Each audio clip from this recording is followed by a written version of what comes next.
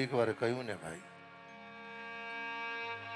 કે જેની જોટા વાટ એ શેરીએ સામા મળ્યા. નિયમ છે. તમારું કલ્યાણ થવાનું હોય, તમારા પર ભગવાનની કૃપા થવાની હોય ને, તમે જે કાર્ય માટે જતા હોય તો નીકળતા પહેલા જ તમને સમાચાર મળે, ચિંતા કરશો નહીં, એક ભગવાનની દયાથી તમારું કામ થઈ ગયું. જે નારદજી જતા હતા રસ્તામાં સનત કુમારો મળ્યા. નારદજીએ સંત કુમારોને વંદન કર્યા અને હળવે રહી સનકાદી મહાપુરુષોને વંદન કર્યા અને પ્રેમથી કહ્યું, ભગવાન. સંત કુમારોએ કહ્યું, પ્રભુ તમારા મુખ પર ઉદાસીનતા કેમ છે? નારદજીએ કહ્યું કે ભગવાન, અવિવેક થાય તો ક્ષમા કરજો, પણ જગતમાં વિચરણ કરતા કરતા, યાત્રા કરતા કરતા રસ્તાની માર્ગની અંદર મેં એક કૌતુકના દર્શન કર્યા. અમુકને તમે જુઓ, એ બીજાના દુઃખે દુઃખી ને બીજાના સુખે સુખી. અમુકનો સ્વભાવ જ એવો. દેવર્ષિ નારદે વંદન કરીને કહ્યું, પ્રભુ વારંવાર પ્રયત્ન કરવા છતાં પણ મેં જે કૌતુકનું દર્શન કર્યું એ ભક્તિ મહારાણીના બંને દીકરા જ્ઞાન અને વૈરાગ્ય એને મૂર્છામાંથી મુક્ત ના કરી શક્યો. હળવી રહી સંત કુમારોએ કહ્યું, દેવર્ષિ જ્ઞાનની કથા કરી, વૈરાગ્યની વાતો કરી, પણ મંગલમય ભગવાનના લીલા ચરિત્રોના ગુણાનુવાદ ગાયા.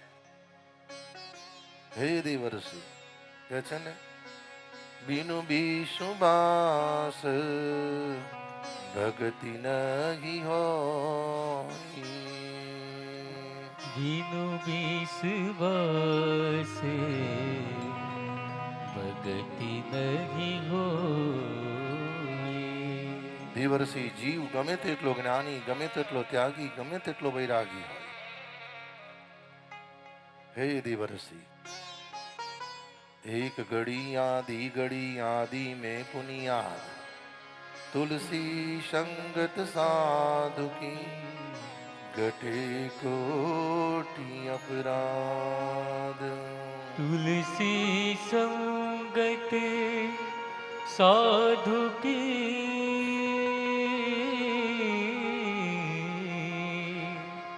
कटे कोटि अपराध.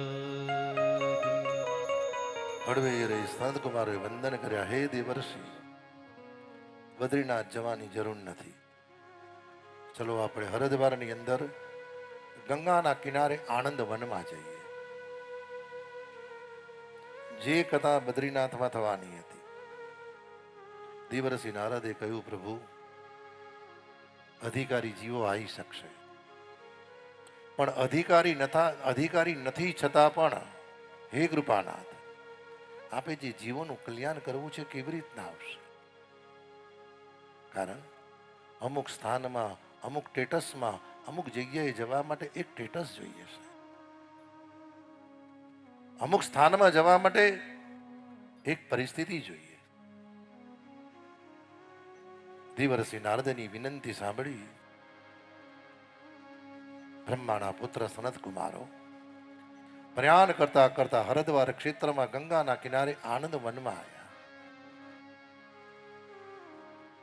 દેવર્ષિ નારદને વંદન કરીને કહ્યું છે, ભગવાન જાઓ, જઈને દરેકને નિમંત્રણ આપી આવો કે ગંગાના કિનારે મંગલમય ભગવદ અનુગ્રહથી ભાગવતની કથાનો પ્રારંભ થવાનો છે.